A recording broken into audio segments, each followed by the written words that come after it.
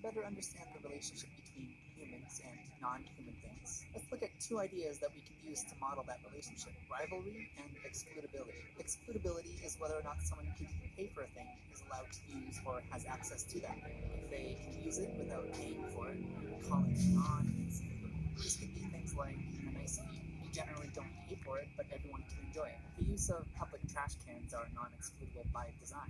Anybody walking by can just use it without having to pay. And the same goes for public roads. National defense, any effort to protect the country will protect everyone inside the country. It's not necessarily that people can't be excluded, but more that it's so hard or so expensive to do so that it's just not going to happen. For example, with an ocean resource, you could set up some sort of fleet of boats that surround or follow a fish resource around, making sure people don't use it. But it would almost definitely be more expensive than any monetary benefit those fish are giving people, and nobody would be willing to pay for the protection. Things that are excludable would include items in a store that you're not allowed to use if you don't buy them, access to phone and internet services that you have to pay to have access to, or use of farmland that you own or pay rent on to use, and most land in general, I guess. Rivalry is the idea that if you use it, someone else cannot use it, also called subtractability, because one person using it subtract from someone else being able to use it. So most tangible goods are rivalrous. An apple in a store is rivalrous because once you bought it, no one else can buy that same apple and it's used up. The use of a hammer in your house may also be rivaled because only one person can use it at a time. But it's not necessarily being used up the way other products like food might. After one person uses it, someone else can later, but they can't be using it at the same time. Compared to something like broadcast television, something that is non-rivalrous, you can't use it at the same time as someone else. You can use it, your neighbor can use it, and you can both use it at the same time without affecting each other.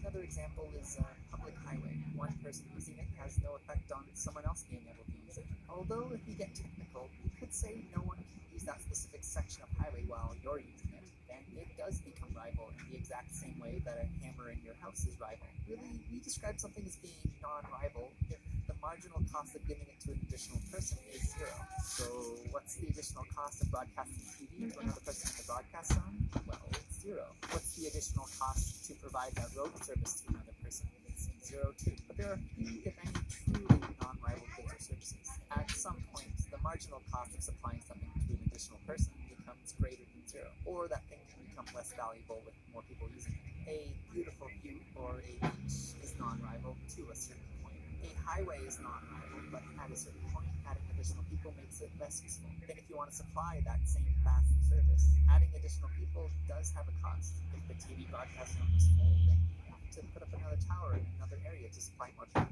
It's not so much a matter of are they rival or non-rival, but when does it become more expensive to supply something to an additional person? Sometimes it's right away because things can't be shared. And sometimes it takes a much larger volume of people because certain things can be shared. You can kind of run with this rivalry model in the other direction. Is there anything that becomes more valuable as more people use it? You'll forget using phones this way. If it's the 1870s and you're the only one with a phone, it has no value. But as more of your friends have phones and more shops and services have phones, your phone becomes more and more useful. Excludability is also a range. You could set up a giant fence around a park to try to make it excludable, but people can find a way to get in if they want to. It just becomes more expensive to do so.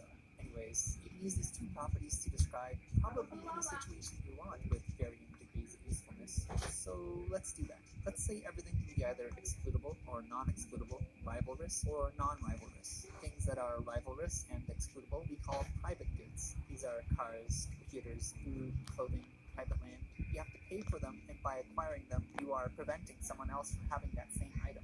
Something that is non-rivalrous but excludable, that is, you have to pay for it or do something to help upkeep it, but all the people that have paid into it don't subtract from other people's ability to use it. We call it collective or club goods. So that's like going to see a movie at a cinema, paying for TV channels with non-broadcast TV, or going to certain ecotourism spots. Things that are rivalrous and non-excludable we call common goods or common pool resources. This applies to a lot of natural resources like fisheries, forests, and certain water resources. It's hard to stop people from using them, and the items you take can be shared with someone else. Finally, things that are non-rivalrous and non-excludable we call public goods. So that's like your free broadcast TVs, lighthouses, national defense, flood control systems. They're not called public goods because they are supplied by the government, but most examples you can come up with are goods that would be supplied by the government. Why is that? Let's say a company came in and and wanted to make the air cleaner in the city. First of all, clean air is non-excludable. If you make the air cleaner, then everybody gets it regardless of whether they paid or not. So how do you convince people to pay if they're just going to get it for free anyways? Being a company and providing a public good is more of a charitable act than an interaction between customer and business. They could ask for donations, which is what a lot of internet companies like Wikipedia does. But you can get an unfair separation between people who are willing to pay and people who will free ride on the efforts of others, which isn't necessarily bad, but if there's not enough people willing to pay, then it can be a problem. Because this is an issue of excludability, common goods can also have this free rider problem. Clean air is also non-rider. So with whatever number of people that are going to breathe the air, it's going to cost the same. So what should they charge each person, or what should each person be giving? It really depends on how many people are using it, or how many people live there, how much are they each willing to pay, and how clean is clean enough. Because public goods are hard to put a price on, and it's hard to get people to pay, private companies typically don't provide public goods, and public goods tend to be the ones that the government takes care of using compulsory tax dollars. It can work, but you don't get an accurate or efficient outcome of who should be paying, how much they should be paying, and how much effort should be spent on this particular thing. With private goods, someone produces something. What it costs to make, or what its value is represented in the price. Only the person that paid for it gets to have it, so they don't have to worry about free riders. As people buy them, they will deplete, so the manufacturer will know exactly how much to make and how much people like them. Okay, there's a problem here.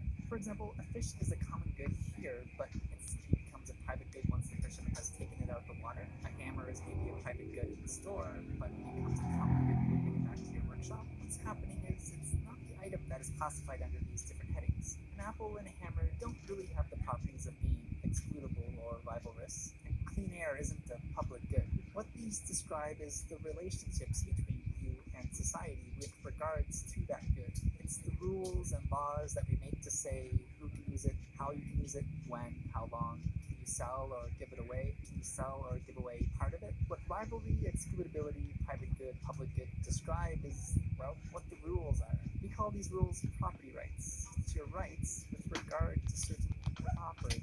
It's sort of the rules we make together about how we treat certain non-human things. And it's not just physical objects. Like we saw from the previous example, it can refer to a view, and it can also refer to how loud you're allowed to be in certain areas. Understanding what property rights are in place is an important step in understanding how things are managed, or maybe how they should be managed. So, to reiterate, excludability describes how easy or how hard something is to be accessed. Boundaries aren't just physical. They can be social contracts, like laws, anything that can exclude people. Rivalry describes how expensive it is to supply something to another person, and whether that thing can be shared at the same time, at different times, or not at all.